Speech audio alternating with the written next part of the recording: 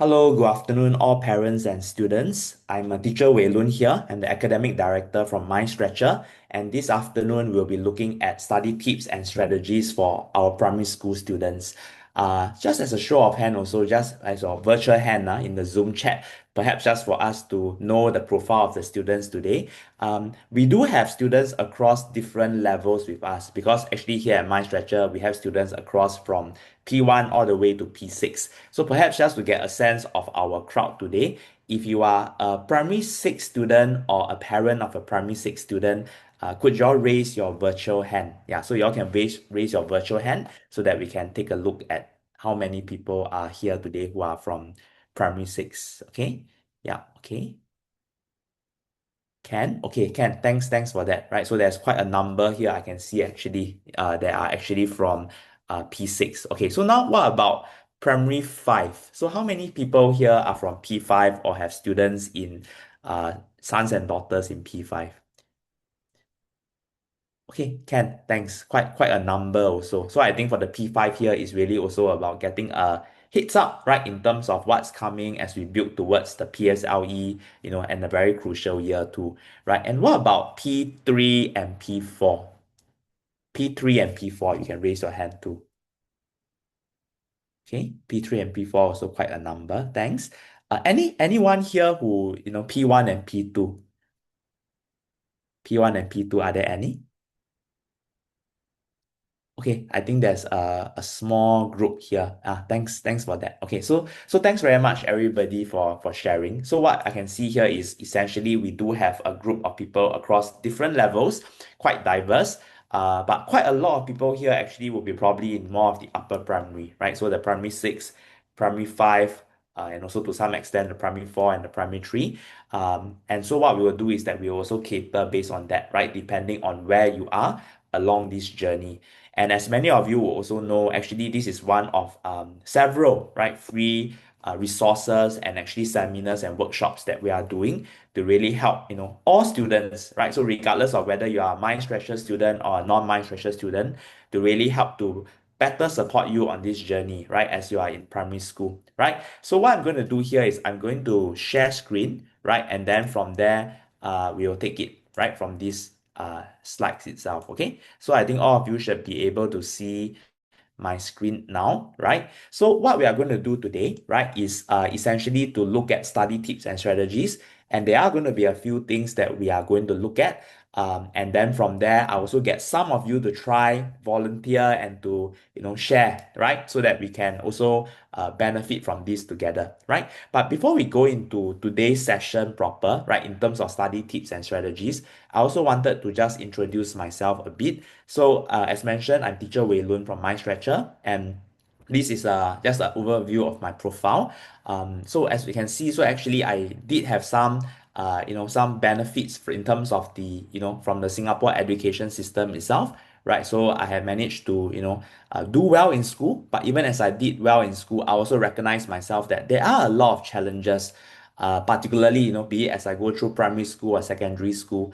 And just looking back, right? So, after I passed the PSLE, after I've cleared the O levels and even the A levels after that, just looking back, I also realized there were a lot more things that I could have done better, right? On hindsight, right? And if I had done them better, then, it would have been less painful, it would have been more effective in terms of the way I prepare for the exams. And that's where we also come from, right? Both in terms of our own learning experience and also as teachers, as we engage with the students themselves, how best do we not make these mistakes and how best do we really gather the tips and strategies so that we can better prepare for the road ahead. And for many of us here, why, in particular, do we look at this particular timing? Is because we are building up towards the second half of the year. And, for many of us, we are in the thick of, our WAs, our prelims. And finally, of course, we are all working towards quite a common milestone, I would say, right? The primary school leaving exam, right? The PSLE at the end of P6. Some of us here are a lot nearer to that compared to others, but there will be tips here that will be helpful for everybody, right?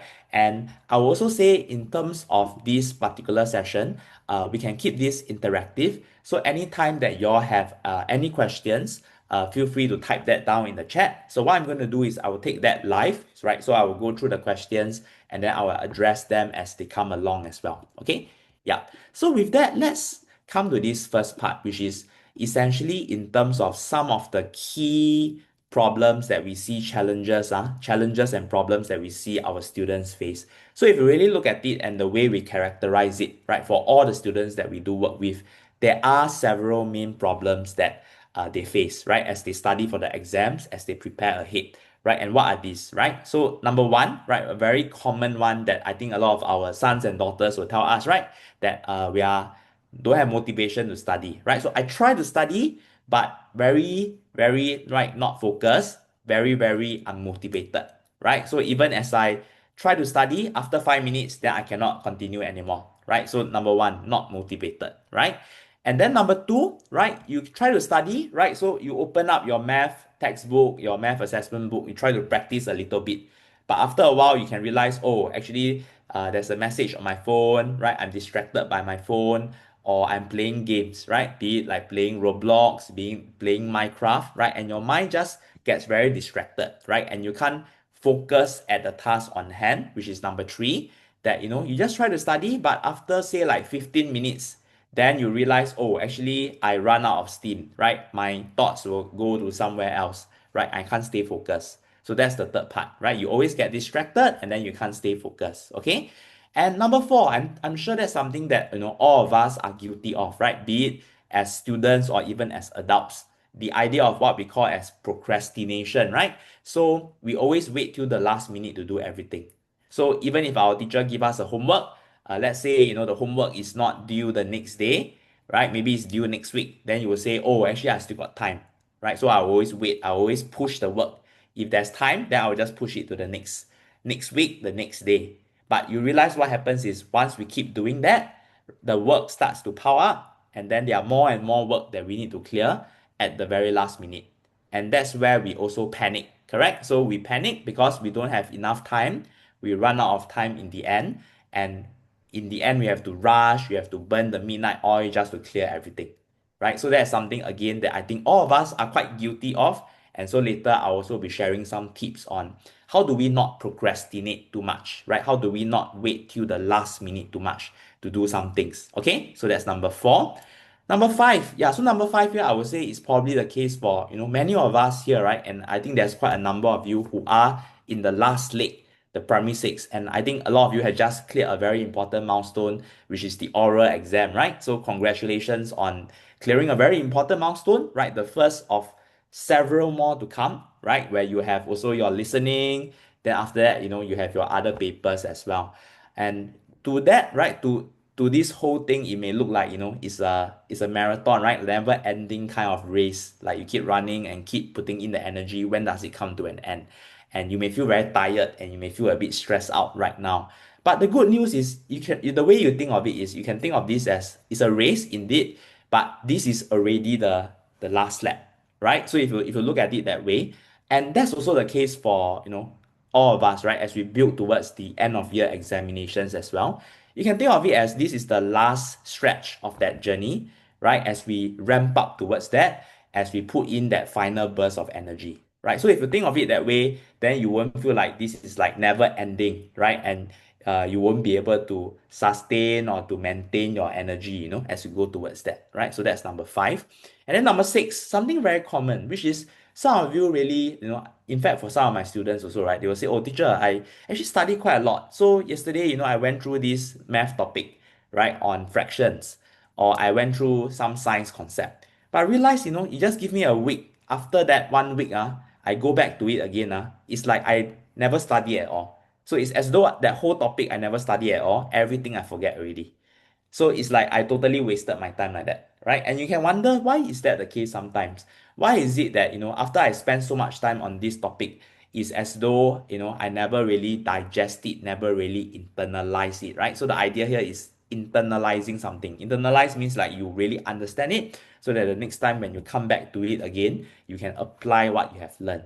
But many of our students also face that challenge, right? They are not able to properly internalized, they're not really properly able to remember all these things, right? And I think, yeah, Sue also makes a very good point, how not to panic during the exam. So that's exactly the part in terms of the exam management. If you look at it, some of us, we do find that happens, right? When we have the exam and there's a mental block, right? So we go into the exam fully prepared, but oh, suddenly I got a mental block. I cannot remember anything, right? Or, even for like writing a composition, I cannot even really start, right? Like a total writer's block. So what do I do about that, right? So that's indeed another very key problem that we do see, right? And from here, so I've laid out quite a few challenges. So maybe y'all can also type in the chat, right? For the students or even the parents, right? Which one is the one that is the most common problem, right? The most common challenge faced by your child or faced by the student right now. Y'all can type in the chat. So 1, 2, 3, 4, 5, 6. Yeah, which one would be the one, right? Okay, so I can take a look at that. Okay. Yeah, thanks very much for all the responses. I do see quite a range of variety of responses here, right? But quite interestingly, a lot of four, a lot of six. Some of you did mention everything, right? And it's not uncommon, so don't be ashamed of that. I think it's quite a common thing that, some of you may face a bit of each of them, right?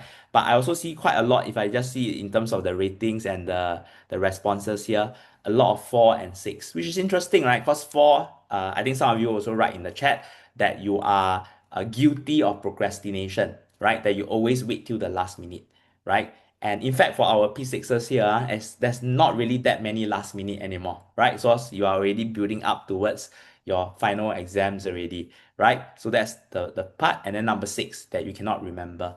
So these are the things that for each of these, later we'll be sharing some tips and strategies as well, because we do recognize that these are the very common problems that students face, so that we are going to think about, how do we work around them. Okay, yeah. So with that in mind, right, the key things that we will look at today is really in terms of these study and revision strategies, right? And the way I will think about it is that, there are two parts to it. So if you look at it, I think to be very strategic, so even for ourselves as parents, as students, right?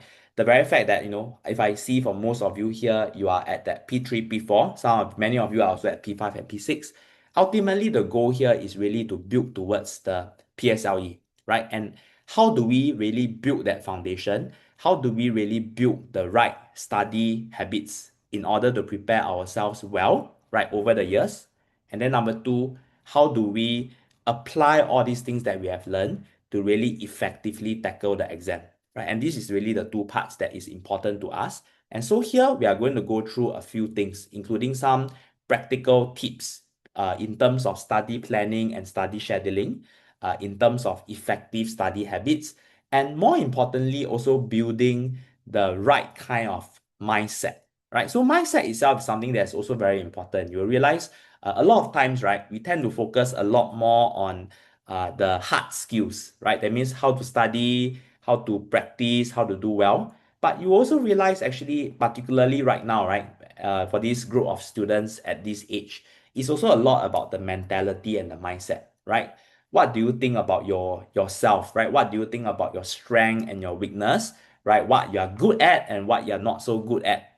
So these are the things actually, if you just change the mindset a bit, that can also really help, right? And it's very important also, given that you are still very young, right? For many of you, actually, you are just at that upper primary level. There are still many, many more years to go for you as a student, and many, many more things that can change also, right? So I'm going to talk a bit about that later as well. Okay. So with that, what I'm going to do now is I'm going to go to the next part, right? Which is with regards to the study schedule and study plan, right? Okay, some of you are writing in the chat that your brain keeps procrastinating and you does not take the knowledge, right? So indeed, in terms of procrastination, we do see it as a very key problem, right? And later on, I will be sharing with you 2 specific tips on how we can don't procrastinate, right? And I will be asking a question also, which is whether you all know why people procrastinate. Okay, but let's put that to later, right? Let's put that to later first. And right now, what we will do is that before I go to the study plan part first, I thought for the benefit of every student here, right, regardless of whether you're right now on the PSLE track, then thereby you should be very familiar with all this already, right? But if not, then for the the other levels. This is also something that we should be familiar over time. And why? Because essentially you can think of this as the battlefield, right? This is the landscape that we are going towards, right? How do we know what are we going to be battling on, right? And you can see over here, so if you look at the left side on English and mother tongue, these are essentially the format of the PSLE, right? And some things to note, as you all would know, actually based on the syllabus changes and curriculum changes. For example, one very key change for English is in terms of the increase, right, in the weightage and the marks for the oral component, right? And that's something that, for better or for worse, right? For some people who, in terms of oral has better confidence in terms of speaking, that could be something that helps them more, right? But in terms of other students who perhaps has a bit of issue with that, we also do recognize that that is going to be something that they have to totally brush up on, right? And that's why you can see over the last couple of weeks, for those of you who have been joining our Telegram communities and all, we have been sharing a lot of resources on, like, how to speak, how to do well in oral, etc., etc.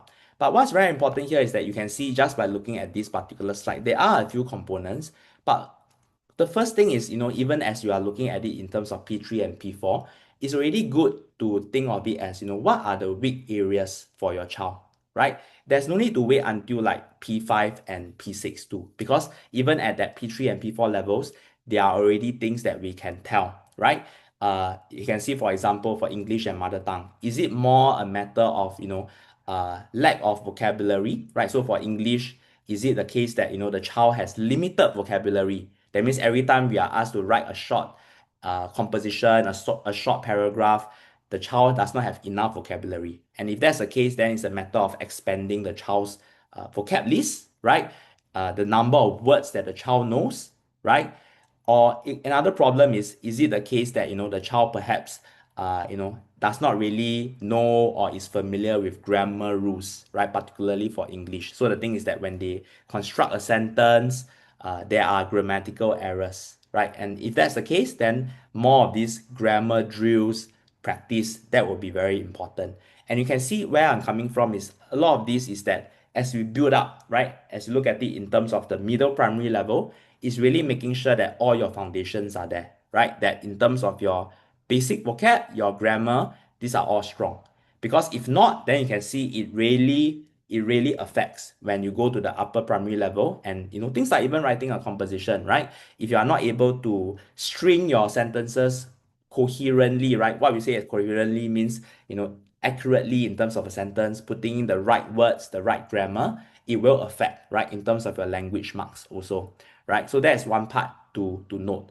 And for the P5 and P6 here as well, the other thing that I wanted to highlight, right? So going away from these two subjects to the next two, which is like mathematics and science. And I think something here that everybody can take note of is to understand where is the killer parts for each subject, right? So that's something that should be second nature to everybody. And that's something that I also want to highlight up front, that you can see essentially for mathematics, the killer part is really that paper two, right? The problem sums. And you will see here, so I mean, and I think a lot of the P5 and the P6 here can already attest to that problem sums, right, is quite a killer, right? And in fact, even for the PSLE itself, you will see this paper 2 here. That's the one that actually a lot of people, some of them actually they don't make it. That means they actually fail that component. And the reason for that is because they are not able to recognize what is the right question types. So they may know, if I give you an example, so they may know how to do basic fractions, like addition of fractions together, right? But when it comes to a problem sum, right? So a long problem with many fractions inside, then they start to struggle, right?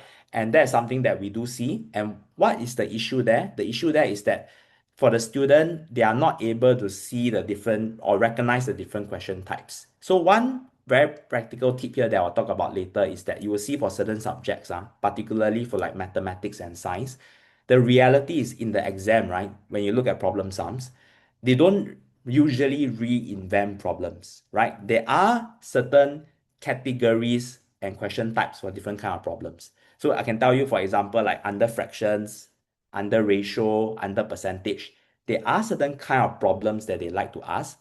And once the child is familiar with that kind of question type and the approach to solve that problem, it makes it easier for them to do it during the exam. The problem with what a lot of students are doing now is that they don't recognize that. So when it comes to the exam, they are like doing it from scratch. It's like, I look at the question, I think, okay, so the first time I seeing this question, I think from scratch, how do I do it? You see, the problem when you do that is that you become quite a time waster, right? Because if everything you have to think from scratch, then you are not going to have enough time.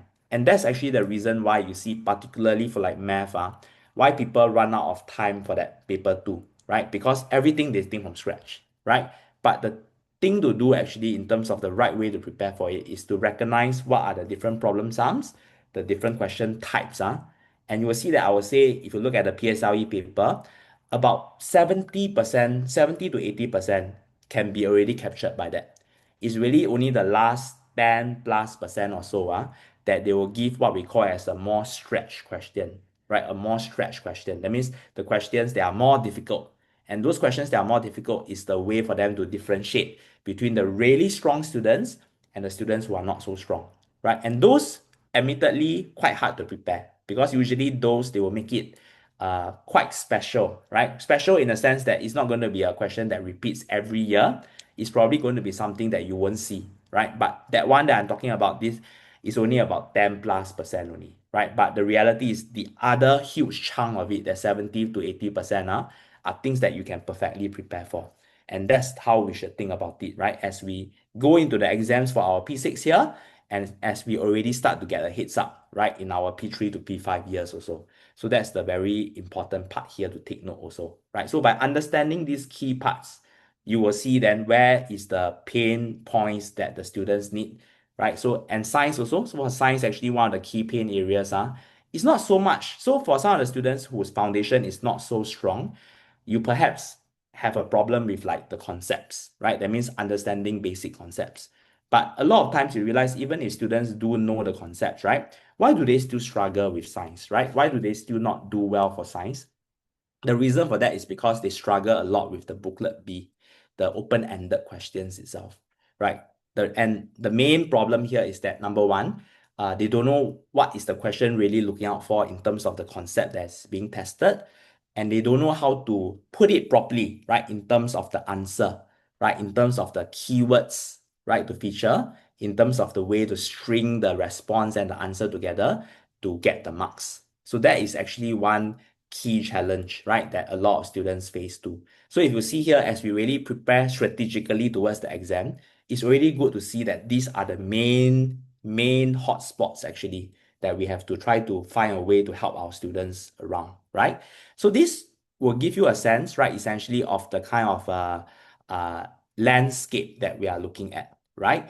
And with that, now I'm going to go to the next portion, which is in terms of the study schedule itself, right? And how do we look at this, okay? So the next part here, okay, this one just for the benefit of everybody. So I think here for this particular one, the P5 and the P6, this will be something that probably you are more familiar with and introduced to already in terms of the AL scoring system. But I think for all parents with experience within the PSLE system itself, this is the AL score that we look at for each subject, right? And generally, if you look at it as the lower the AL score, essentially the better, right? In terms of the score that you got for the subject, right? So what we want to see here is essentially we try to target as low a AL score as possible, right?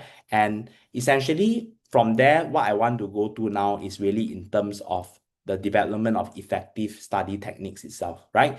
And the very first part that I want to talk about is how do we develop a kind of a study plan, right? And this study plan part actually will be something that is relevant, not just for the P6 here, but also for everybody, right? And in fact, it's really a good time, because I think a lot of you here will be in the thick of your, weighted assessments, WAs, but also to look ahead, right? You do have your end of year at the end, right? Of the year, all right, of the school year.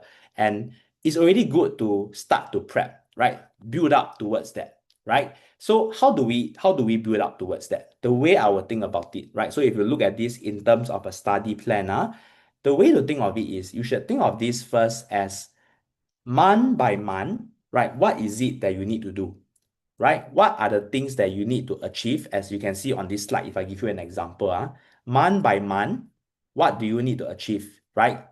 To be able to do well for the exam at the end of that time. So if you work backwards from here, so if I give an example right here, right, this one is working backwards from the PSLE, correct? So what do we need to do, right? So if you look at it this way, the way to think about it is like that, and the thought process is quite similar across levels, right? So if you look at it, do I need to do well for science, right? So there are two things. Number one, I will need to ensure that I have enough exam and test taking experience, correct? So that is one key part that's important. That means in my prep, I definitely need to factor in the time for exam paper practice, right? And what exam paper practice, to be specific, you need to practice your 3-year series, right? And you need to practice school prelim papers. So I think I might as well address that now. A lot of people do ask, can I just do like 3-year series and not do prelim papers? So I would say that you need to have a mix of both. In fact, I would say for the primary six here, uh, it's already a good time actually that you already do the 3-year series because you're more or less done with the topics. Uh, do that first, right? And then after that, you can layer on with these prelim papers, right? And get a sense, right, in terms of be it your own school's prelim papers and also other schools' prelim papers, right? Why is that important? The tip here is that when you do that now, you get a sense of the kind of trending questions that are coming out, right? What are the kind of questions that have typically been more of a focus area in the last couple of years? That's what you can get. And number two, you should also recognize that, schools themselves are also trying to kind of predict and guess what can come out this year. And you realize sometimes, actually, as they guess, right, as they think about it, some of them really hit the nail on the head. So if you get more exposure, right, in terms of the prelim papers that you do, you then get exposure to more of these questions, right? And that is the idea here. The idea is to maximize your exposure to as many of these kind of trending questions as far as possible, so that when you go into the exam, you're not looking at that question for the first time. In fact, the success for a lot of students, right? The trick to it is that for a good student going to the exam, I would say likelihood is about 70 to 80% of the paper, they have sort of seen it before already. Do you all realize? Actually, that is the key. Once you go into the exam, you see, 80% of the paper actually I'm quite familiar already. You are in a very good spot, right? And the way to enable that is only if you have practice and you have been exposed to the questions, right? The difference is that if you don't do that, and if you're a student going in and close to like more than 70 or 80% is totally new to you, that's where you will struggle because every single question you have to think from scratch. And once you do that, you will run out of time. So that is why some students actually run out of time, right? So that's why you need to factor in that time practice, right? That past year practice. And then working backwards, you can see what I put out is really month by month.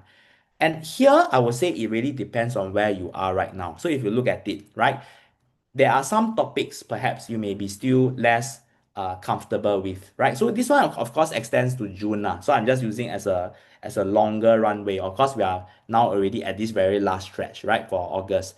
But for those of you who have a benefit of a bit more time, right, in the lead up to like the end of year exam, you can then think of it as, okay, so in that very little time that I have left, right, as a kind of month by month kind of basis, what would the what would be the very key topics that I'm still very weak at, right? So is there certain topics, for example, like electricity, right? So electricity is quite a difficult topic. I'm sure a lot of you still struggle at that for science, and you may not know the concepts or the foundation well enough still. And if that's the case, then these are the topic that you will still need to prioritize for some topical practice. But I would say there is already no time for the P6s lah, right? The other levels still have time. That's why the other levels you can still do it as more of like a month to month. But the P6 is a bit of a special case in that you don't really have that much time. I would say that you won't be able to go through every topic again already. If anything, you need to be very clear what are the topics that you are really weak at, that your foundation is not good at. And then you build on from there. That means you focus on those. That means, for example, electricity, you're really weak at that, right? Then you focus on that. Or for example, maybe like system, or other topics, maybe you're not that strong, but you also know that it does not cover or come out as much. Then maybe that is a part that you may focus a bit less on. Because you must understand at this last stretch, you need to do both this topical review to some extent, but very importantly, is the paper practice already. Right? The exam paper practice is also very important. Okay. But for here, you can see, so if we look at it just to sketch out like what it looks like in terms of month to month, it's about understanding in the months leading up to the final exams, what can you still do, right? And in fact, now if you look at it really for the P6s, you're only left with that last stretch really, right? The last stretch here, right? So what can you do? And based on what you can do, then you think about week by week, what can you do, right? Week by week, what do you do? So for example, if you think of it this way, let's say we are now in that, middle August period, and you say, okay, there are two things I need to do, right? Between August to September, right? I need to, number one, I need to focus on the topic on electricity because I'm really weak at that, right? I'm really weak at that. And number two, I need to make sure that I complete at least all my 3-year series plus maybe at least 3 to 5 school prelim papers from other schools. Right? So you lay out in terms of the key items that you need to check off. And then from there, you think of it as week by week, how will you distribute that? So that means if you look at it between August to September, you have that 4 week. For each of the week, what will you do? So that's what I mean by having a monthly plan and then a weekly plan, right? And then the weekly planner will then cascade into what we call as a daily plan. All right, I'm going to show you later what the daily plan looks like. I think some of you are asking, can this be applied for other levels? Yes. So the idea is, if you look at it, the fundamental approach of how we go about that is number one, the first thing is to work backwards. So looking backwards from where is the exam or where is the end of year, right? How many more months do we have to that? Right? And what do we need to do to get there, right? So then we think of it as in terms of each month, what do we need to do? But the reality is for all of us here, we don't have that many months left. And for the PSLE, it's more a matter of weeks, correct? So from there, we go down to week by week, what do we need to do? Week by week, what do we need to do? And finally, at the end of it, day by day, right? What do you need to do? So that's the part that is important to note because you see a lot of times, right? I think for students, we don't actually go down to that level, right? We don't plan. In fact, a lot of times it's more like, we think, okay, what do we feel at that moment? So maybe today I feel like I want to study a bit of math, tomorrow a bit of science, and that's it. But you don't really have a plan or a strategy, right, around what you need to cover. And you realize sometimes the problem there is that you kind of run out of time, right, to cover everything. Or the second thing also is that, sometimes you cover some things, then you forgot about other parts. You got blind spot. For example, you were always quite weak at this certain topic, like maybe P6, you were quite weak at circles, right? But you always put that off, or weak at algebra, right? You always put that off. Then you realize once you put that off, right? Sometimes you forget to come back to it. Then the only time when you realize you forgot about it is in the exam, right? In the exam, it came out. Then you'll be like, I forgot to study that or forgot to come back to that to revise. And then that's too late already, right? So to avoid that, what you need to do is to really sketch out in terms of the month by month, what do you need to do, right? Like what we do here, month by month, what do you need to do? And then for each of the month, week by week, what do you need to do? Then from there, you kind of consolidate together everything that you need to do on a daily basis, and then you will work from there. So what I'm going to do from here is I'm going to show you what a daily planner can look like, and I'm going to work through with some of you. And then I also want to address one question in the chat, which is how do we know what we are weak at, right? So I think that's something that also come up in terms of how do we know what we are weak at, right? I also don't really know the topics that I'm weak at, right? So how do we cover that, right? And you can see over here, right, essentially the part to note, right? The part to note is that if I just use an example for math, right, just looking at some of the topics from P6, right? The way you can do it is like that, right? The way you can do it is like that. You can kind of put it down by topic, right? And you can put it, right? So the topic is that column on the left, and then on the right are actually the dates that you practice that topic.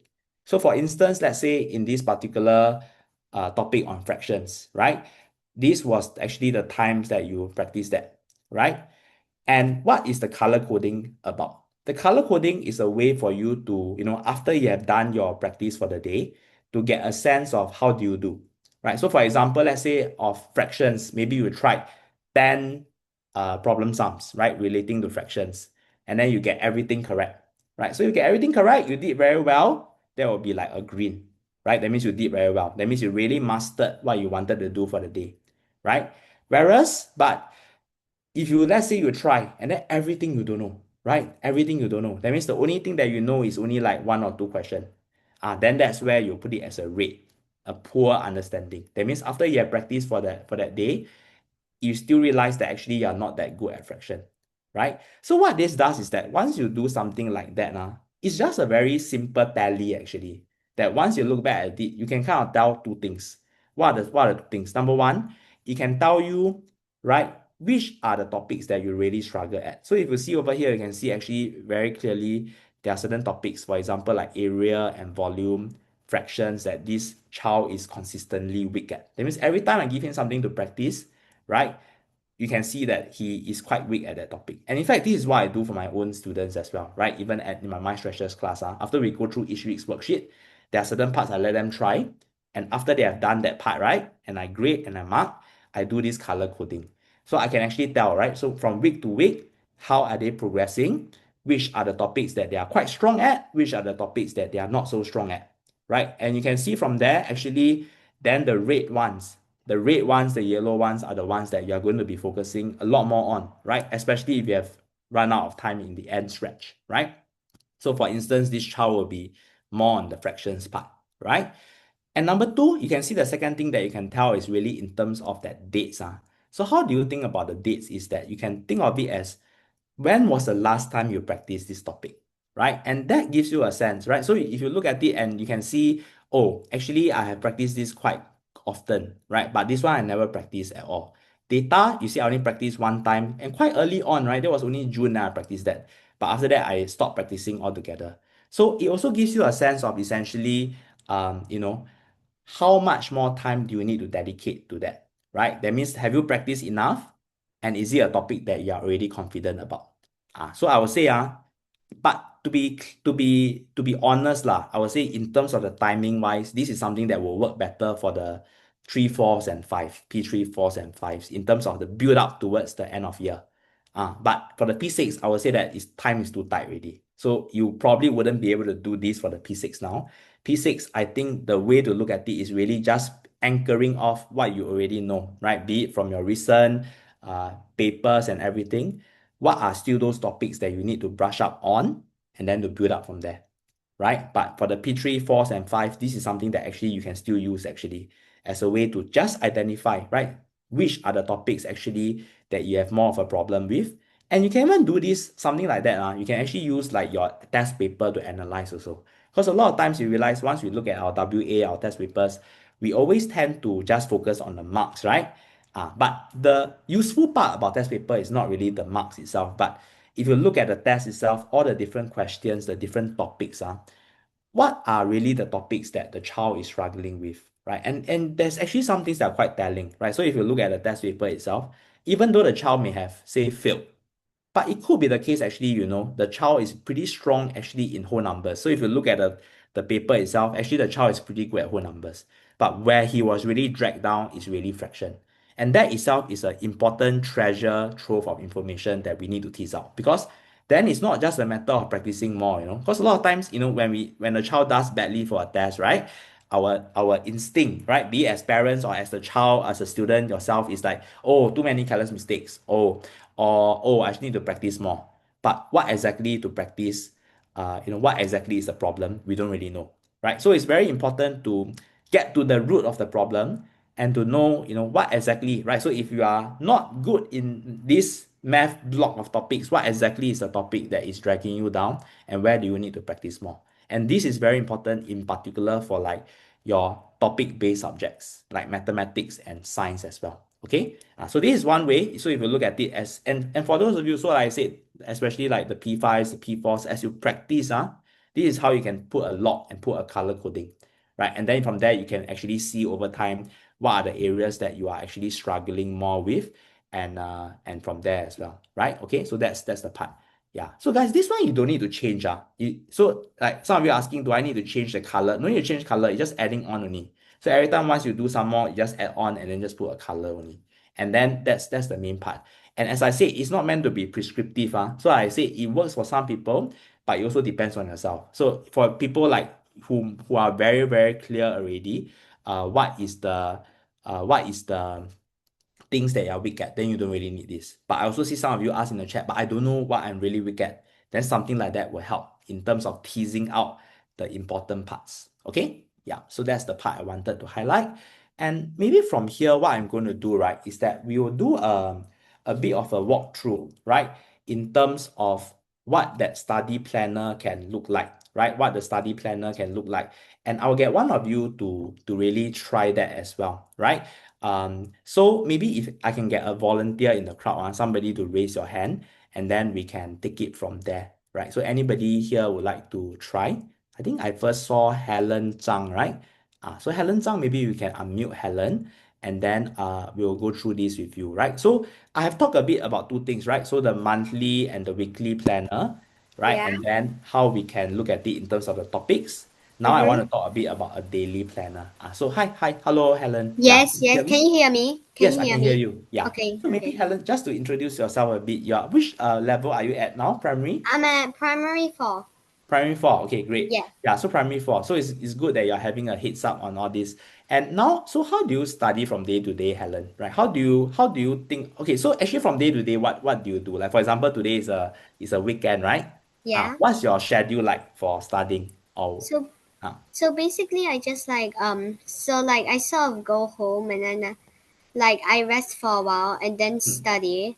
So yeah, usually I study like maths first because my WAs on science and math are coming up. So correct. usually I study my math and then I rest and I do my science. Mm, So basically like I have breaks in between.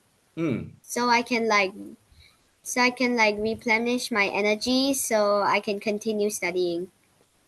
okay. So how do you determine what do you study each day? What do you need to do? So basically I just like all I do Mm, I think I just like do my science first most of the mm, time, and mm, then it's my math because mm, usually my mother barely has time to do my maths with me, so I do my science first, and then she just leaves worksheets for me to do, and so does my father. mm.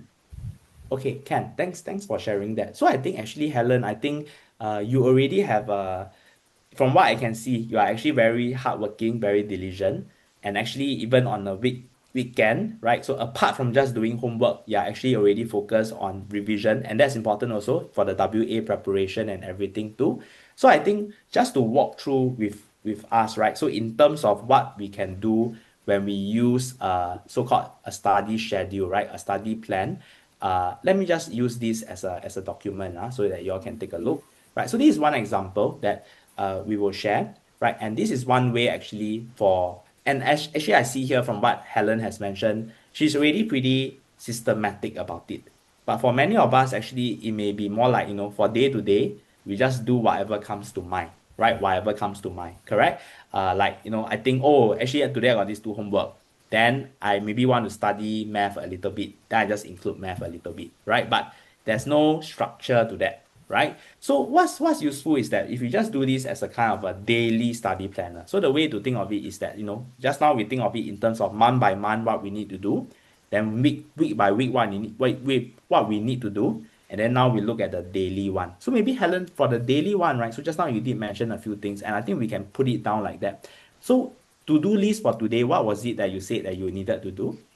So today I all I needed to do was just my Chinese homework, my Hmm. science preparation, and my math preparation. Okay, so you have one Chinese homework. Yeah, Science preparation specifically, what do you need to do? like heat effects of heat and light and shadows. Okay. So revise, right, effects of heat, light, and shadows, right? So that's for science. Okay, for science. And then for math, For math, I think rectangles and squares, hmm. So practice questions, and is it? yeah, practice Ah, questions. practice. Okay. Do you know how many questions you want to practice? Like I just grab I my mom bought me a bunch of worksheets from other schools, so I just do like whatever questions there are on the worksheets. Yeah. Okay. Okay, so that's good. So I think you're quite clear. So number one, you need to finish your Chinese homework. Then number two, you are revising your science concept. And number three, you have the practice questions on triangles and squares, right? Yeah. How Mm-hmm. long do you need for each of them? So Chinese, how long would you need? Probably like 1 hour in the most, Mm-hmm. Okay.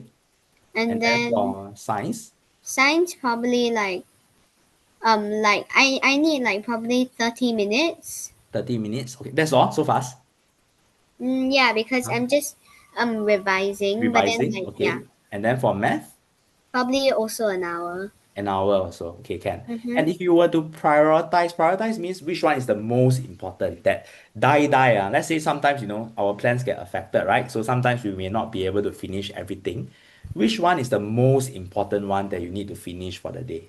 Probably my homework because Because homework, right? because it's in like school. Yeah, correct. That's good. And then second? And then second probably like maybe my math because my science is probably later than my math. So maybe Good. it's math first. Correct. That's good. Yeah. So guys, y'all can see over here what we are doing through this planner, right? As what we have worked through with Helen, is that we are really looking at it in terms of building a to-do list, right? A to-do list. And I think as adults, we are not unfamiliar with it. Because as adults, as we go to work, a lot of us do have to-do lists, right? Of what our bosses ask us to do on the day. But as children and as students, it's not that common to us, right?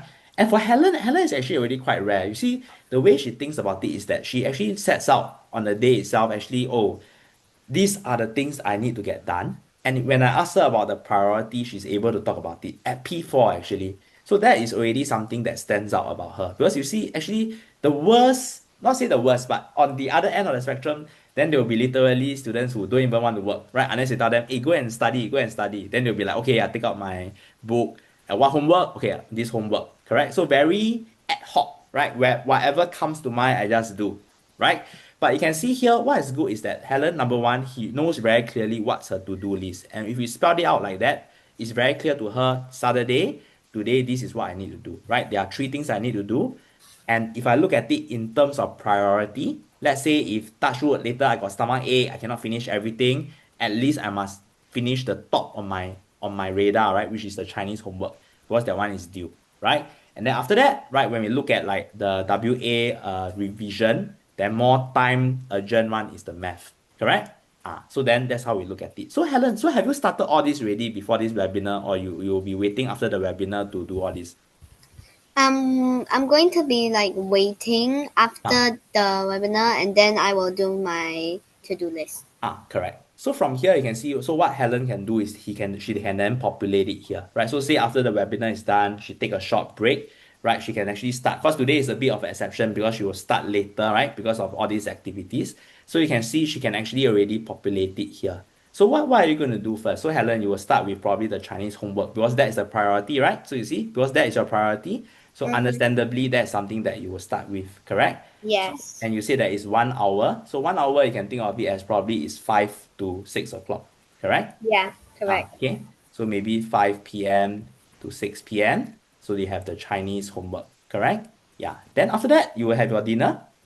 Yes, I will have my dinner. Okay. So dinner will be like 6 to 7, right? So Mm-hmm. maybe you have dinner and then you have rest, right? A short rest. After that, so which one will you do? You wanted to prioritize the math. So you will do the math, which is 1 hour lah, correct? Yeah.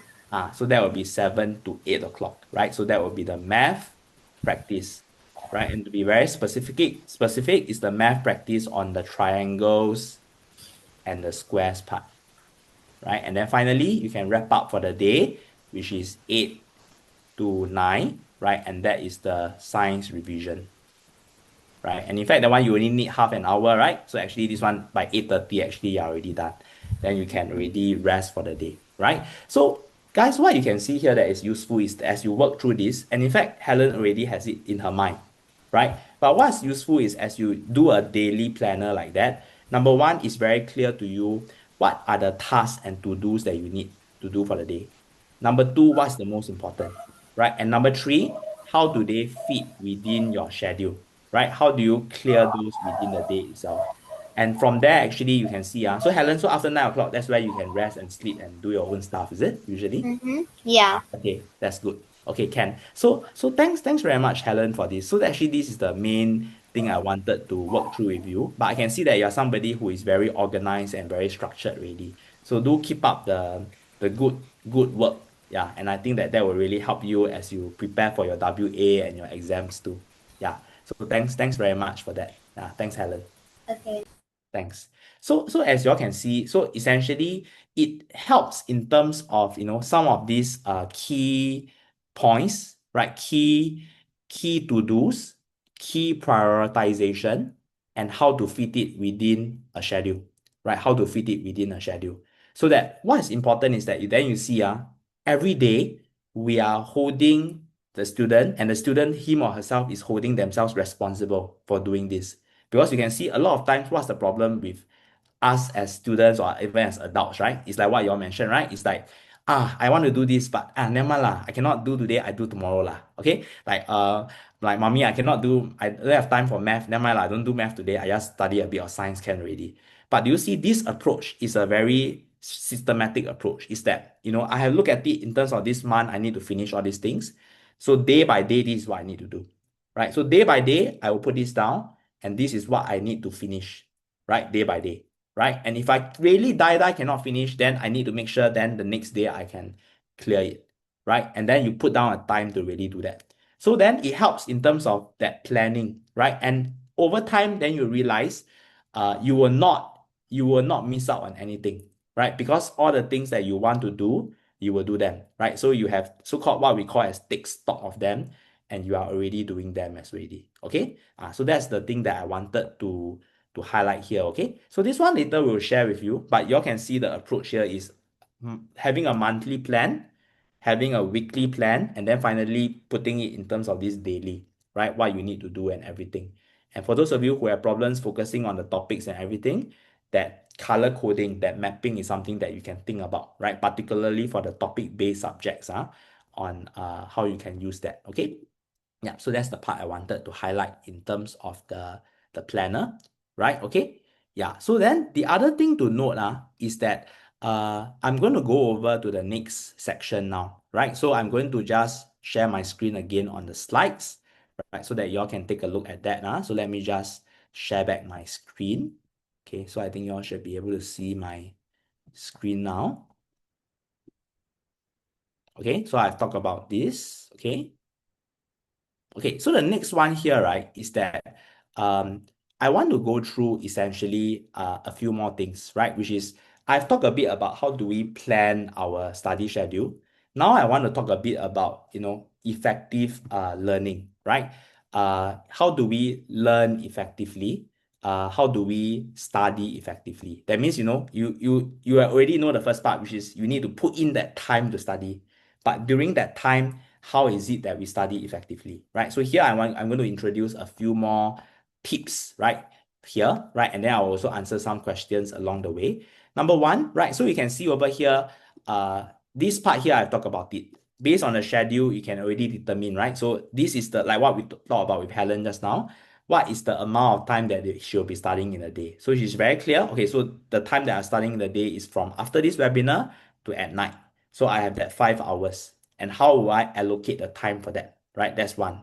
Number two is based on those timing, what are the specific tasks that I need to complete and the order. So do you see when I went through with her, the order matters also because again, it's just a good practice, right? We begin with the ones that is the most urgent, right? The most important to settle. And once you get that out of the way, then you can go on to the other tasks too, right? So that's number two. And number three is this idea of what we call as a Pomodoro session. But that one again is a technique that I think we will see also depending on different individuals, right? It's not something that will work for everyone, but it's something that could be useful for some folks, right? Particularly as you look at it in terms of a way to focus on studying. Because you see a lot of problems that a lot of people face is that you kind of lose steam, right? You kind of get distracted and you are not studying, let's say you want to study for 1 hour, but in the end you only study for 5 minutes. So the way to really look at this, if you look at this here, this part here I've kind of briefly gone through just now with Helen, right? So if you look at it, mapping it out by the timing. The second part here really is what is that so-called Pomodoro method, is essentially having these focus blocks of time where you are really doing nothing but study in that period. That means if you look at this here, you see this first approach. Let's say I spend 25 minutes studying, right? 25 minutes studying. You will really do nothing but study in that 25 minutes. That means as far as possible, don't try to answer the door for delivery. Don't go to the toilet as far as possible in that period. Don't use your phone, nothing, right? So in that 25 minutes, you will do nothing but just study, right? Then after that, you will have a 5 minute rest, right? You will have a 5 minute rest. So after your 5 minute rest, you then go on to your second block, which is another 25 minute study and a 5 minute rest, right? So what's the rationale behind that? The rationale behind that is that by having these so-called focus blocks, it helps you to become more easy to go into this thing called the flow of things. Do you realize a lot of times that, some of you, I think you may play a bit of games, right? You play Roblox and everything. Sometimes, when in a game state, you get into this idea of what we call as a flow state. What is this flow state? Flow state means like you're really engaged and you're really focused, and nothing distracts you, right? So you're really focused and really engaged on that task at hand. So have you ever wondered how is it that you get into that stage? So the way you get into it is that you really put in that energy and you're not distracted by anything else, right? You're just focusing on that task at hand. That's what gets you into the flow.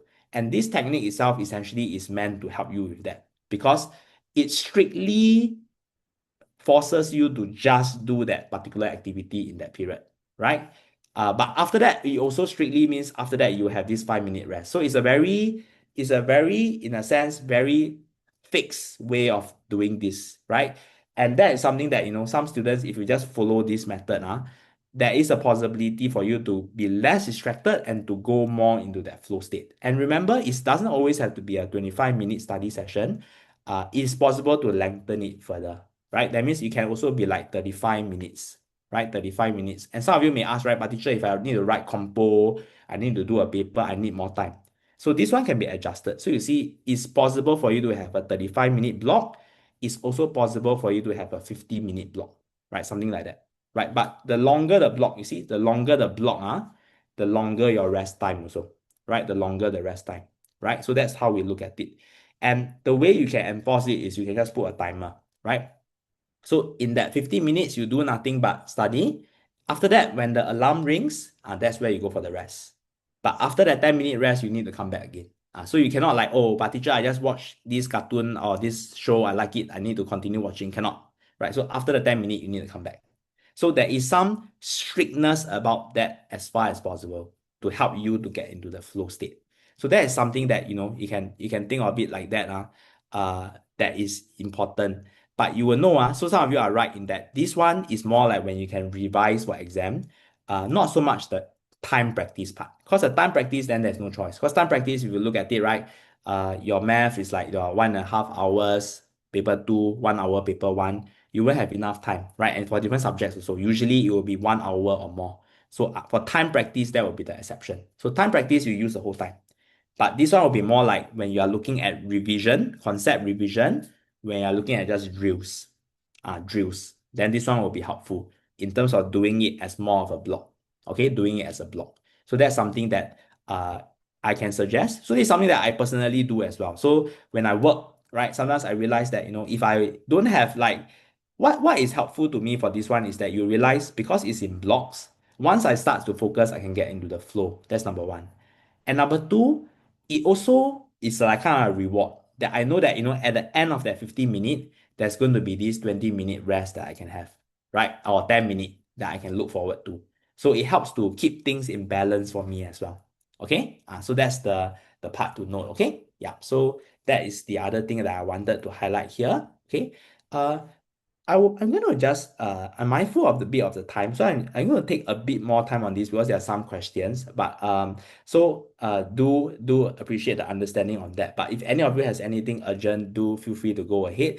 But what I'm going to do is that I'm going to continue on to a few more important things to note. Okay. Yeah. So with that, I also look at the chat to see whether there's anything here. Yeah, okay. So, okay, one thing that came out in the chat now is that I think in terms of the revision, uh, for this part here, right? Okay, some of you asked whether we can actually look at only just the topics or the subject that is directly coming up. So I would suggest, right, one thing that's very important there is the third point here, right? Because there's this question in the chat, which is, teacher, right? So when we study, do I only study for the topic that's coming up or the subject that's coming up, like mathematics? Then everything else I ignore, like science, English, or maybe English now oral over already, right? So maybe I put English one side, like for PSLE, then I just focus on other subject like Chinese, math, or that kind of thing. But still got prelims lah, right? So the idea here, and it's a very important tip, is that for point three, right, it's always good to mix multiple subject and topics together. Right? There's actually a study that proves this actually, and in practice it also works. So for the parents here, right, this is what we call as that concept of interleaving. And what's interleaving, right, is that there are two ways to look at it. Is if we just keep focusing on a certain subject and a certain topic, it does not train our mind as well as mixing it up a bit. So what do I mean by that? So let's say, for instance, let's say in a day, you practice, right? And maybe I practice the subject on math, right? So maybe I practice the topic on fractions, and that's it, right? That itself won't be as rigorous as compared to, say, if let's say we mix a few topics. That means this today I practice, but I'm going to be practicing the topic on fractions. I'm going to be practicing the topic on whole number, right? And maybe also percentage. Then on top of that, I not only study maths, I also study another subject. So that's what I mean, right? You can see the two combination, how are they different, right? One, you are just focusing on one subject, one topic. The other, you mix topics and you also mix subjects. So the studies have shown that actually the second one, it does work better. And why? Because two things actually. So if you look at it this way, the exams themselves, they are not going to test you topically, correct? They are not going to tell you, okay, when I give you this open-ended question, this is the question on electricity. This is a question on systems. They're not going to do that, right? You have to figure it out on your own, right? So this, by mixing topics, this helps to train that skill. Because what you all realize here, any levels that you are at now, it's a lot easier to do topical practice in assessment books, right? When you look at certain topics like for math or for science. The reason for that is because you know what exactly is being tested, right? For example, if I look at this, I know this is a topic on fraction, right? I know exactly this is that topic. But in the exam, it's not like that, right? In the exam, they will mix everything up, right? They won't even tell you what topic is it or what approach. So then what you need to do is you need to be able to tease out from your mind what is the concept being tested, what's the approach to use. And this is what will train that. So by mixing the topics together, that's what will train that, right? That's number one. And number two, it also makes it in terms of your brain. So just now what I'm telling you is something more practical, but just something more psychological from the parent's perspective. You will see that actually in terms of your brain, it also helps a lot more when you do something like that because it's a lot more challenging for your brain, right? Compared to just by doing fractions alone versus mixing. It's a lot more challenging in terms of your brain having to pull out the right information, right? And because your brain has to do more work, it's a bit like, you go to the gym and train like that, right? You put in more work, you will build more muscle, right? So that's actually the other thing, right? So in short, right? So to the student's question, right? With the exam coming up, right? Of course, let's say if like your math WA is tomorrow, right? Of course, the priority will be on math if it's tomorrow, correct? But let's say if it's coming up, like 2 or 3 days from now, I would say that, and so long as your math perhaps is not in that bad a shape, right? You should still do this interleaving a bit. That means, you can mix things up a bit, right? And that also helps because strategically, right? You also don't know, whether you will run out of time for science, right? So maybe let's say if you spend a lot of time on math, you spend a lot of time on English, but by the time you reach science, you realize, oh, actually I ran out of time. Actually, there are a lot of things I still never cover, right? So you also need to spread things out a bit to make sure that you're able to cover everything. Correct? So that's the part that I wanted to share with you all as well, as an important tip. Okay, yeah. So that's the part to note. Okay, and the next portion, right, is that essentially, um, the idea of studying effectively. So studying effectively here, I just wanted to highlight a few things, which is number one, right? This is the one that we mentioned just now, right? Which is a lot of you did mention sometimes you forget things, right? Sometimes you forget things, right? I study already, but I forget. So the reason for that is because I think a lot of us, right, we are quite guilty of just reading and rereading certain things again, right? So for example, if you look at a certain uh, topic, right, maybe for science, right, maybe like, air and the respiratory system, sometimes we would look at materials and then we will highlight and re-highlight again or summarize and re-summarize. But it has been shown actually that, if you just do that, it doesn't really help you to internalize the information properly. Because it's a bit like, you watching Netflix, right? Very passively, right? It's like just watching a movie like that, right? And then you're watching it very passively, it just flies you by. So nothing really gets in. So what is the way to get in? And the fact of the matter is that you see at this late stage in the year, most of the topics actually in the year you have covered is a matter of not so much just going through them from scratch again, but rather you should be testing yourself on that. So for example, what do I mean is if you see on the left side, right? You can look at be it your textbook or your notes, look at what are the key learning objectives, right? And these are usually found at the start of the chapter. So for example, if you look at, say, circulatory system, right? So what are the parts of our circulatory system? How does it transport substances? How do they work together? So how do we study this chapter? It's not for you to go to the notes and go page by page again, But what you should do for all the students here is you should look at this front page and test yourself. That means if you look at this, okay, what are the parts of the circulatory system? Can I remember what are the parts? What do they do? Right? How do they transport substances? Can I remember that? Then after that, you write it down. You then compare back against the notes to see which are the parts that you are still not so clear on. Then those parts you go and revise again.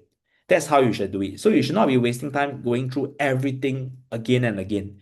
You should be doing this is what we call as an active recall, active learning method, where we are testing ourselves, right? And by forcing you to test yourself and to apply what you have learned, it's a better way for you to actually be familiar with the subject matter as compared to just blindly going through the notes again, right? So that's the part that you need to note. And you can see here, if let's say you are very clear already, then you can move to the next topic. But if you are still unclear, then you should still go in depth into reviewing some of these concepts over here, right? So that's what we call as an active recall kind of method, right? Active recall kind of method. And indeed, so writing is not the only option. You can just read out also. Exactly. So I'm not saying you need to write. So guys, if you see this, right, the good way to think about it is, okay, so what are the different parts of the circulatory system? So these include these for extra, etc. The functions is this. Just read it out. You don't need to write. Just read it out. In fact, you can even do it like with your friend or with your mom, right? So your mom can like test you. You can even do it like that, right? So it's like, okay, we just go through first. I test you on all this. I see how much you have learned, right? And if it's good enough, you can actually go on. But if there are certain parts that are not so strong yet, then you go back and cover that part. That is what we call as the active recall method, right? So there's no point in getting the child to just go back to the notes and highlight, go through everything again, right? Do this method so that it's a way also again to train that exam muscle, because in the exams that is the same muscle that they are using to recall certain things, to force themselves to recall certain things, and to reproduce that in the exam paper, right? Okay, yeah. So that is that idea. So again, this is the difference. The passive recall means you just look at the notes again and again, right? While active recall is something like that. And in fact, some people will also recommend if it's not too much effort for you, the idea of a flashcard. So the idea of a flashcard is like, on the front of the page you can have a question, and then at the end on the back page you have the answer. So what you can do is, as the student is on the bus or something, they can also even go through that, can even save time. Like, what does a seed require to grow into a seedling? Then they go to the next page, and then they look at the answer, right? So they test themselves first, then they compare against the answer to check that they are correct. So that's how we can do that as well, right? So that is what we call as an active recall method. There are several ways to do it. Flashcard is one of that, right? Flashcard is one of that. Okay, Ken? Yeah, so that's the part to note. Okay. Um, the idea here, so let me just pause here to see whether there are any questions. So guys, sorry, I think this one I'll just take a bit more time because there's some questions. I would want to address that and I also finish up this segment. Of course I'm mindful that some of you may need to leave if you have other classes or other schedule, but if you can stay, do stay. But for those of you who do need to go, you can go ahead as well. Okay, Ken? So thanks, guys. So let me just answer some of the questions in the chat for now as well. Okay, why suggest students test themselves or do so with an adult? So I would say here, right? So somebody asked based on what I said just now, right? Uh, should it be tested with an adult or should they do it themselves? I would say it depends on two things. Number one, the maturity level of the child, right? And whether the child is disciplined on his or her own, right? So if the child is not so disciplined, right? Not so matured, right? In terms of really like, like what Helen did just now, as you see as an example, right? Like Helen was a very good example of somebody whom you can actually feel has that maturity that if you ask her to go through on her own, she does want to make sure that she's doing well and absorbing the knowledge, correct? But for some of us, I know, sometimes it's like we just want to check the checklist, right? So my mommy tell me, okay, I need to study this chapter, then I have to go through, correct? So for that kind, if you just let them do on their own, then it will not benefit them. Correct? So for that, I think it will be useful for say like the parents to be able to do that with the child, and particularly when the child is younger also, right? Probably at the middle primary level. But I would say like upper primary, like P5 and P6, where they really have a good mind of their own, they're motivated, they're committed. I think that's something that they can do on their own, right? So that's the part to note. Okay. Yeah. So then, okay, the Pomodoro technique, I've talked about it just now. The Pomodoro technique, like what I said just now, some of you asked what is that, is having these focus blocks of time for you to practice, okay? And be very strict about that, right? So that means if I do like this 35 minutes, then I'll have a 5-minute rest, followed by another 35 minutes and a 5-minute rest. So that's the idea behind the Pomodoro method. And indeed, it is right that it won't be able to be used for everything, right? So it can be used for like drills, it can be used for concept review, but not so much for time practice. So time practice, you still need the full practice itself. Okay, Ken? Yeah. Okay. Other portion, right? So like what I said just now, right? In terms of the study planner, I will share that later. That part is relevant for everybody. Okay, so be it whether you are P1, 2, 3, 4, 5, 6, everybody, it will be applicable. Okay, so that's the part to note. Okay, how to not forget things that you have learned in exam, or learn in I suppose what this child means is the things that you learn and to make sure that you're able to apply them for exam. So that's one thing that I mentioned here. I think there are generally two things to note, right? So number one, in terms of concept heavy stuff, especially for like science, for instance, right? You have to recall a lot of concepts. I would say one important part here is really that active recall method, right? The active recall method, right? Like what I've just told you all. The second one, of course, if you look at subjects like, be it math, be it English, especially when it comes to things like, writing compo, doing problem sums, you will need practice, right? And that's the idea just now, like based on what I told you in terms of the topics, right? That weekly practice is important, right? So that's the part. For the parents here, that's actually the idea of what we call as spaced repetition. That means, over time, we come back to something again, we repeat the practice. That is the way for us to really consolidate our knowledge and not to forget that, right? So that's the idea. So really there are two things, right? One is that active recall method, and the other is really that practice, right? And then coming back to that, okay? Another good question. So I think another parent asked, so how do I know when to do the 10-year series or when to revise the week topics, especially as now we are preparing for the prelims, right? So guys, this is a very important part to note. I think for here, right, the very important part to note is it's good for the parent to also understand from the student's perspective where the student is at right now, right? And what do I mean by that? So I will toggle over to that. Okay.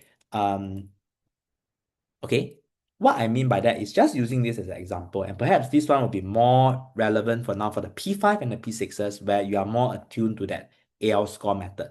Because the AL score actually, but it's quite similar concept. It's just the idea of where exactly is the child at right now in terms of the ability of the child, right? And how he or she fare relative to her peers and his or her peers. So I would say that you see, if the child is really at the AL 1 to 3 level already, that means you can see the score is like 80 to 90 plus. this is a child with very strong fundamentals. That means in terms of the concept, the foundation is already there. And in fact, I would say just right now, the child should be just really focusing on the paper practice really, right? Because I think the foundations are sound. It's really more about the paper practice, in particular for those topic-based subjects where that is very crucial. For English and Chinese also, because ultimately English and Chinese is a lot more components based, right? You can do that as one component on its own. You can also do it as a full paper practice, right? But for math and science, the idea here is your math and science is already foundation-wise is quite strong. Then there's less of a need for you to do topical drills, particularly at this time because you're so near to the exam. It's really about developing the exam muscle memory, really, I would say, if you are in the AL 1 to 3 category. But if you are in the 4 to 8, like what you see here on my slide, right? 4 to 8, then I would say, and to be very strategic, what that means for you is that, so for the parents here to know also is that in the exams, there's always going to be low-hanging fruits. Low-hanging fruits are the things that are easy to score, and once you score them, you can at least ensure that you pass, right? And the reason why you can see if the child is stuck at 4 to 8, it means that there's a lot of low-hanging fruits the child is still not getting, which could mean two things. Number one, the foundation is not really there, right? There are some concepts, there are some topics, some components that are still really struggling with. So for this group here, I would say for this group here, and you can actually look at it reference with regards to your past WA, right? That's one way to look at it. There are still some fundamental problems. And for this group, I would say it's not all about exam paper practice. You really need to go back and see where are those problems. So is it maybe your topic on ratio is not strong, right? Or the electricity one that I talk about. Then it will be worthwhile to still do some more drills on that. Yeah, it's very important. Why? Because there's no point losing the low-hanging fruits and just trying difficult questions or just the exam paper if you are in this category. Because the fact of the matter is that there's still some basic things that you are struggling with. So the strategy here is you should at least get that correct. Because once you can get those things right, those low-hanging fruits right, it will help to ensure that you have a good base actually, right? To work with, to ensure that at least you can get to say, for example, an AL4, AL4. Then from there you can build on, right? So that's how I would recommend. So like what I say, whether you should only focus on exam or you should talk about topical practice, it depends on the child. And what do I mean by depend on the child? Specifically is this. You look at the scores as a way to gauge that. Okay. So that's the part to note. Okay. A parent asks, so if students are continuously asking about the same topic to their parents, what does that mean? So I will say that for this part here, the it's hard to make an assessment just by query, correct? You will realize also a child could be always asking you questions about a certain topic. I mean, the very obvious one would be that child has some problems with that topic.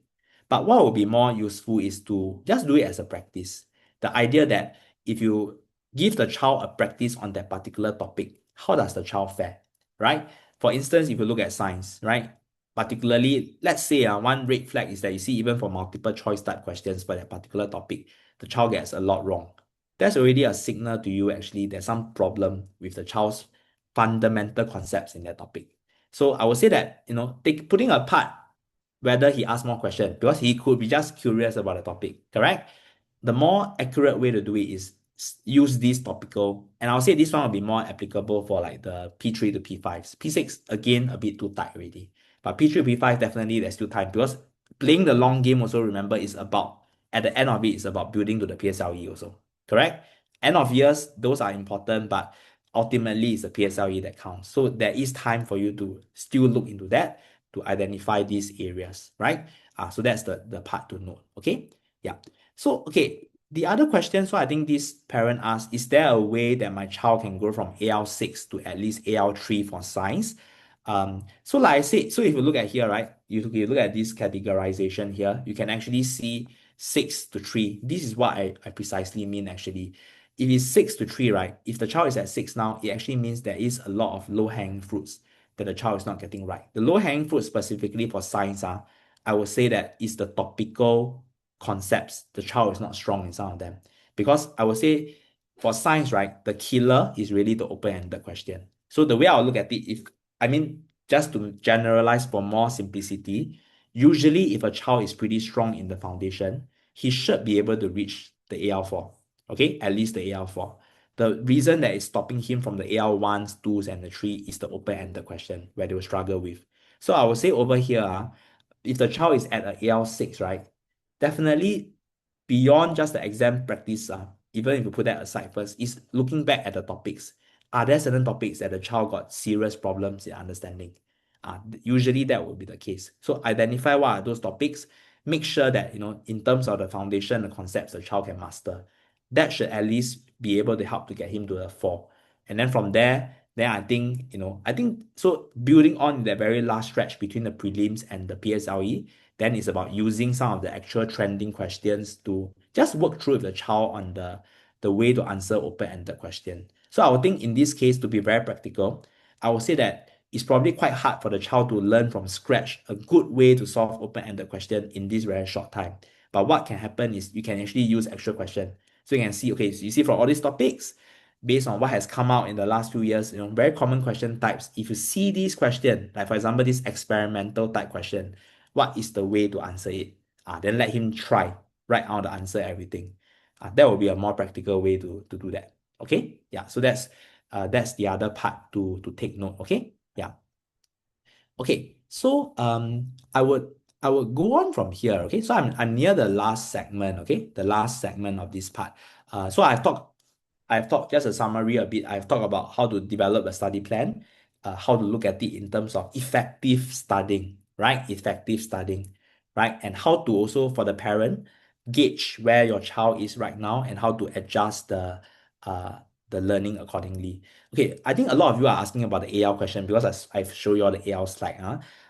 Can some of you are asking, can improvement happen from AL4 to AL3? So for parents here, especially for those at the middle primary levels that may be less initiated to this, what you all need to take away from here is that this slide, the important part to note is that this is a bit like Mount Everest like that. That's the analogy I always like to use. Why Mount Everest? Why it's like climbing a mountain.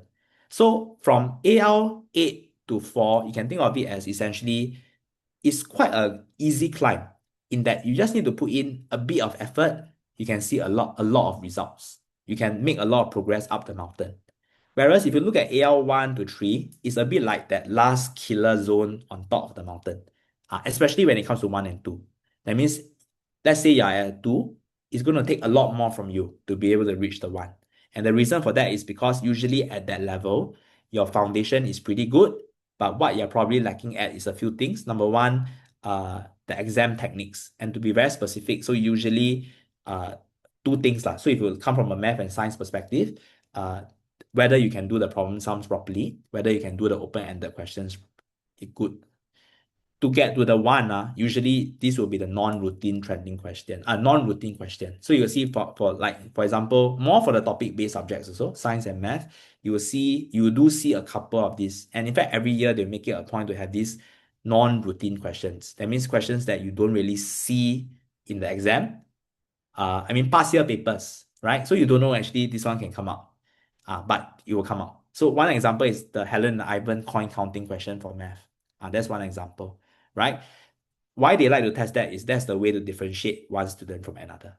And that one, I would say there's no actual good way to really practice for it apart from exam paper practice, because that is the only way for you to get as much exposure as you can to different question types and increases the chance of you identifying some of this. Yeah, but apart from that, the reason why it's called non-routine is precisely because it's non-routine. It means you probably wouldn't have seen that much of it. Yeah, okay, so that's the part that you also need to know. But I think the main takeaway for most of you here will be to understand where you are right now, right? And from there to then see what would be the focus area. So for those of you who are really like in this category, the 4 through 8, there are definitely low-hanging fruits, foundation things that you can do, right? In fact, I can say very practically, like for math, right? For this group here, just focus on doing really well for your paper 1. In fact, I would say that paper 2 is probably quite a stretch in terms of, how much improvement you can already make. But the low-hanging fruit would be paper 1, can you score as far as possible to full marks? And it's possible actually, right? So paper 1 actually is just getting the key concepts right, and you can already do that, right? So that's the idea behind that. Okay. Okay. So with that, right? Yeah, so like what I said, right? So guys, I think this parent asked going through the same topic over and again, and is that needed? So precisely that was my point. There's no need to, right? And you shouldn't, right? So why? Because I already mentioned two things. If you already are strong in that topic, there's no point in you reviewing it again, right? You can do it as part of what I say, a mixed topics and as part of exam paper practice. That will be more useful, right? So learn how to prioritize. Look, number one, develop a good recognition of where exactly you are weak at and how to prioritize and focus. And once you already build that foundation, then also add on the exam practice. So don't review and re-review a topic. Okay. So that's the thing to note. Okay. Yeah. Gauging standard. So some of you asked about how do we gauge standard. The way to look at it right now is that two things long. So number one, assessment books will be one possibility. Here at MyStretcher, if our MyStretcher students, actually our worksheet every week got a homework booster component. The homework booster component is tied to certain topics, certain components, be it for languages or for math and science. You can use that as a way to do some quick practice and to see where the child is strong at and weak at, right? So that's the way to look at it. The other way to look at it is just do full exam paper practice. So I can tell you, right? So even as a teacher, when we mark, right, it becomes very clear. So once you, and I can suggest you can also do that. So once you have the answer keys, right? When you look at the paper, you mark, and we're also providing some resources which you can use. When you mark for the student, it becomes very clear actually that looking at the questions within the paper, like for example, this math paper, you can see after you can let him try like these two or three papers. Then you can see usually, oh, the fractions one is the one that he always stumble, right? Or the speed one is the one that he always stumble. Or you can see, okay, whole numbers actually he's pretty good. Like paper one is pretty good. But when it comes to problem sums, he always cannot do. So it's about teasing out all these things, right? So that then you can actually see where are the topical areas that he needs more improvement on. Okay, so that's the part to note. Okay. Yeah, okay.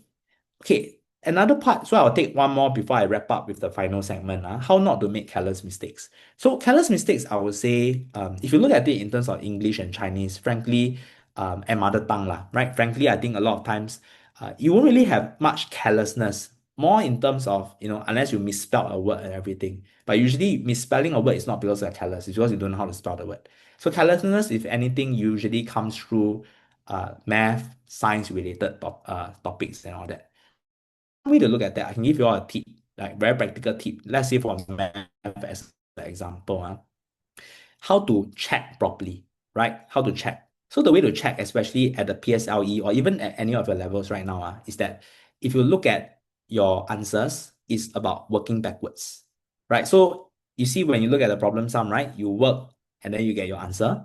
You can always take the answer and put it back into the problem, right? And then check, right? That it's correct. That's one way of doing it. Second way of doing it is what we call as the reasonableness of an answer. What do I mean by the reasonableness of an answer is that what you all can realize is that for primary school, unlike secondary school, the answers can be very, very weird.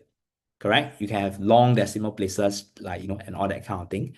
But for primary school, usually we are looking at, uh, of course, there are going to be questions with decimals and all that kind of thing.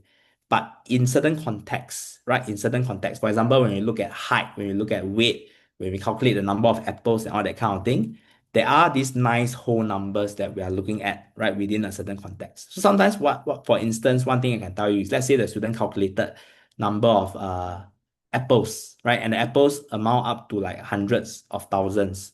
That's one way for you to already see that there's something off. So that's what we mean, just as a very simple example, just to get the point across. But you can see that happen for some, where you can use the reasonableness of the answer to see whether there's something off about it. So that's one way to also check in terms of making sure that you don't make any errors and to see whether there's an error being made and you need to go back to correct that again. Okay, so that's the other part to know. Okay, yeah. So with that, I'm going to just wrap up with the final segment. So the final segment, so maybe this one, perhaps just for those of you who are still around, maybe you can try this one, okay? I want you all to take a look at this. So I'm going to, guys, all the students here, I'm going to give you all a challenge. You look at this string of names here. I'm going to give you all 10 seconds, right? You all memorize it, right? And then after that, at the end of 10 seconds, I will get somebody to volunteer to tell me what are these 10, sorry, 9 nine things. Okay, you see these nine things there. Okay, nine. Right. So the time has started ticking. Okay, so 5 seconds, 4 seconds, three, two, and one. Okay, so I'm going to make it disappear. Okay, who wants to volunteer? Anybody wants to volunteer? I think Allison, right? Allison wants to volunteer. So maybe Allison, we can unmute. Allison? Uh, Yeah, can you tell me what's the list? Oh, but before that, can you tell me which level you are at now? Primary? Primary 3. Primary three. Okay, wow, okay. Quite good that you have such a head start on how to look at study and exam prep as well. So are you able to tell me what are the nine items? Pineapple, Mm, pencil, ear, mm, watermelon, mm, mouth, mm, grape, mm, paper, mm, stapler, mm. and eye. Yeah, okay. That's great. Yeah, so very, very good try from Allison. Actually, you got most of it correct. But your last one, I didn't hear properly. You say I, is it? You say I, right? For the last one, the EYE, right? Correct. So apart from that, the rest were all good. So very good effort from Allison. So well done. So actually, if you look at it, I think you got almost everything correct. How do you do it, Allison? So when you memorize, how do you memorize? Just try to look at the question and Ah, put it all in my head. okay. Put it all in your head, right? Correct. So guys, do you see over here, right? Actually, do you see a kind of pattern in the question? I think some of you mentioned, right? So some of you, in fact, you all put the category. Okay, so not really, some of you said not really. There's actually a technique to it. But anyway, thanks, Alison. I think that's a very good strategy and very good effort. So well done, Alison. Okay, so thanks for trying. But let me show you all. Actually, if you look at this here, there's actually categorization that we can do. Do you see? The three things can be actually segmented by fruits, stationery, and body parts. You realize? So actually, if you look at it, okay, fruits got three: pineapple, watermelon, and grapes. Stationery got pencil, paper, stapler, and body parts got ear, nose, mouth. Do you realize once I put it like that, if I ask you all again, 10 seconds, go and memorize and tell me the answer, would it be a lot easier? You'll be a lot easier, right? Correct? I see a lot of you say, yeah, correct. You'll be easier, correct?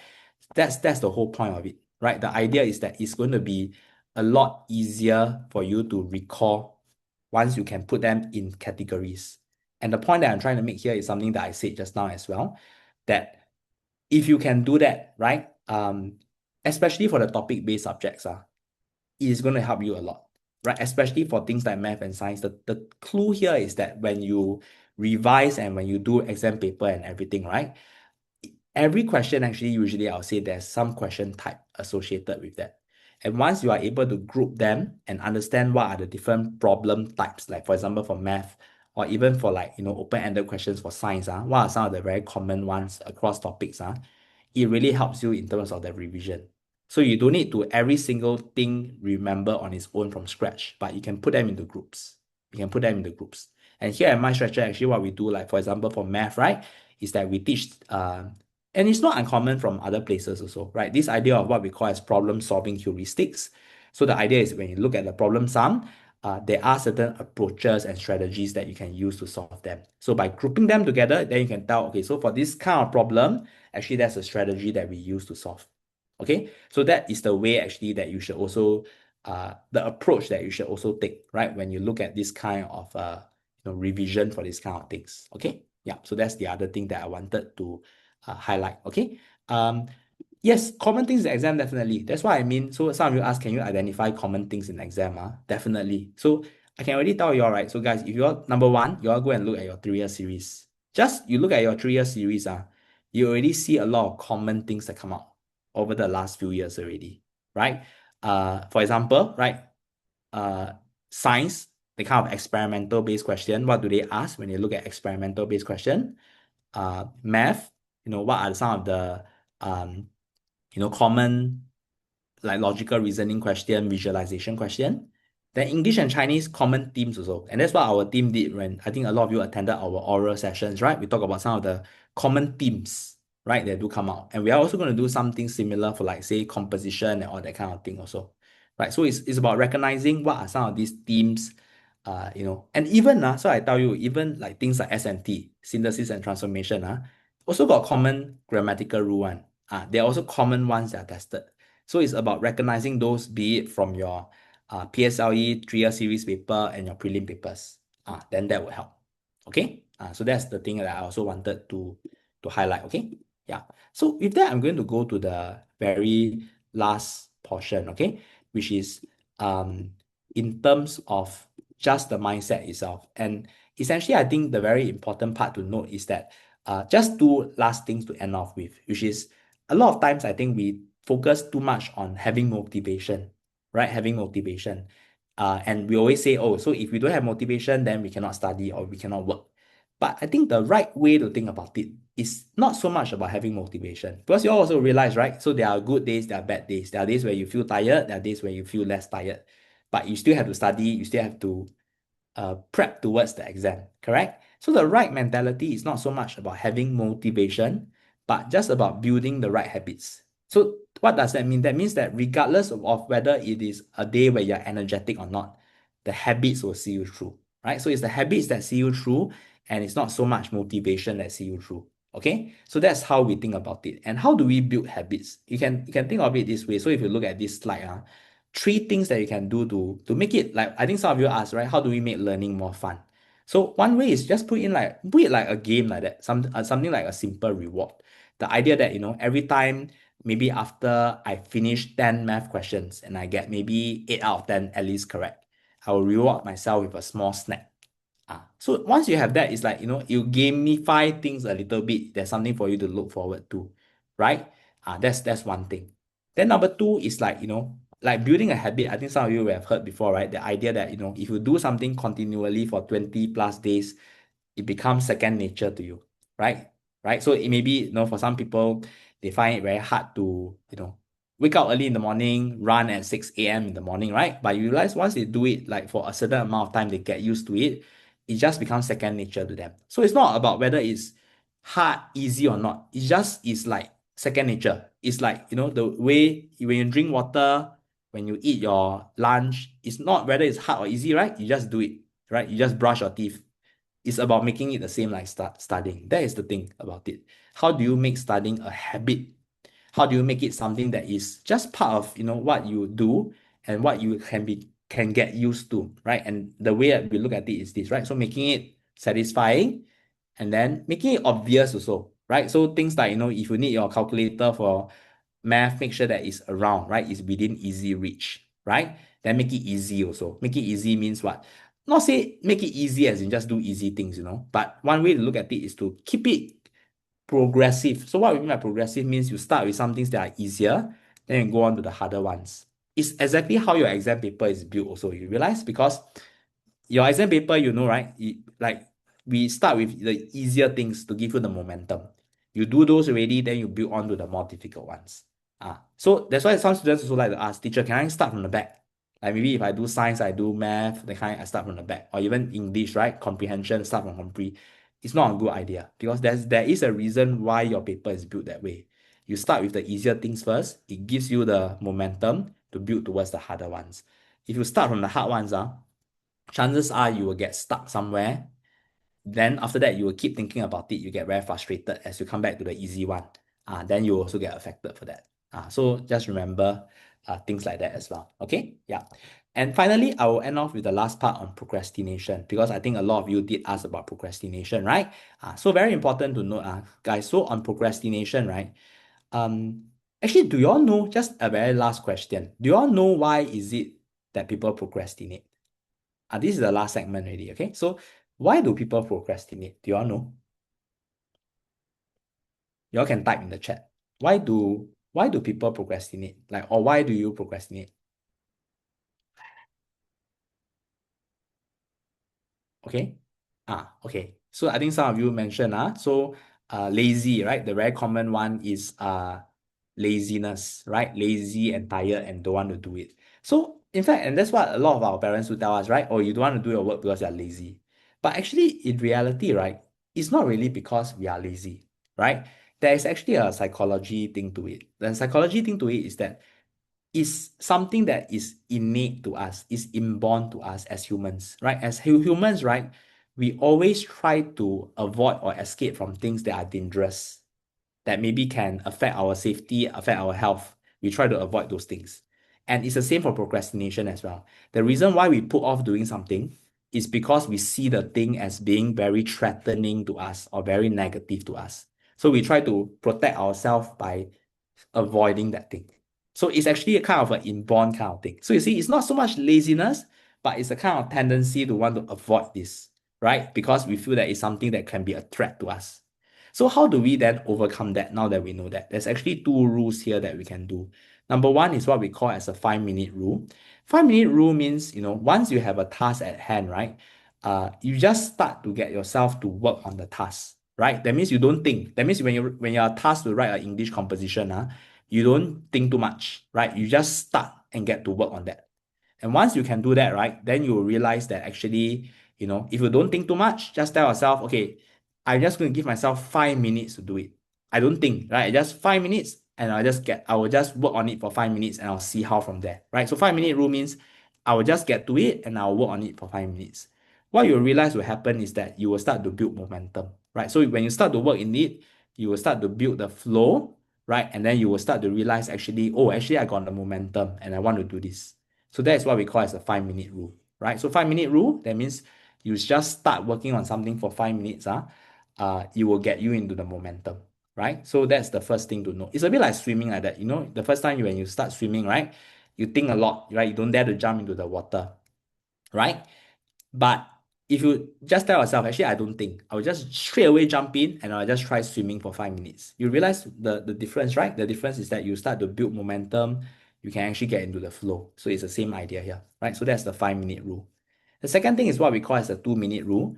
2 minute rule applies more to tasks that are more administrative, more tedious. That means like things like, after you drink your Milo, washing your Milo cup, that kind of thing, the human nature is we want to put away these things, right? We don't want to file our papers, we don't want to uh, you know, uh, put away our Milo cup because these are too trivial to us.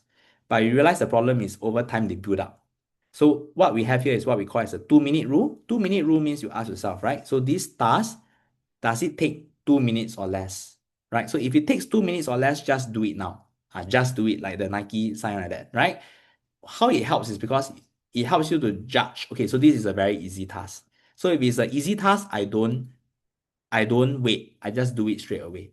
And once you can do that, you will clear out all these tasks. You will clear out what we call as all these backlog, so they don't accumulate over time.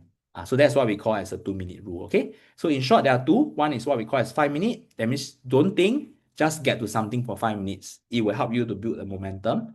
And second is a 2 minute rule, right? So 2 minute means if it takes less than 2 minutes, just do it now. Okay, can? Yeah. So with that, right, guys, I'm going to Aiza, are you able to post in the chat? So the link, right? So I think some of you are asking for the link to the study plan. So you all can see over here some resources. I've gone through the study plan part. You all can click on that and you can take a look in terms of the study plans. And inside there, I put in something extra, which I didn't go through today, but you can also use it as a way to do goal setting because today's webinar was a bit more short, a bit more focused. We didn't get through the goal setting segment, but there's a goal setting template that you can also use to help your child to set goals and everything. So that will also be helpful for the child. Okay, Can? So these are really the two main things. I also wanted to just share finally on these two other resources that I think will be very helpful for all parents and also students going forward, which is essentially these resource communities that we are setting up here at MindStretcher. Just to take note that actually these resource communities here, right? You can actually our colleagues will put the link in the chat. So these are open to all our students, be it MindStretcher or non-MindStretcher. And the intent here is that we really do want to support everybody on their learning journey. So by joining these groups, what you will look to is really free materials and resources across different levels. And also more information on all these sessions and clinics that we are doing. And all of these, essentially, we would do it just like that. That means it won't be expert-led workshops, clinics, and we will also provide like resources and everything that y'all can practice on your own also. So do check out these groups and these resources and community, and that will be something that you can also use to really help your child on this journey. Finally, also the last two parts is that we do have upcoming events. Again, all of these events are just like this also. So, we will have our teachers coming in, and you can see a lot of it.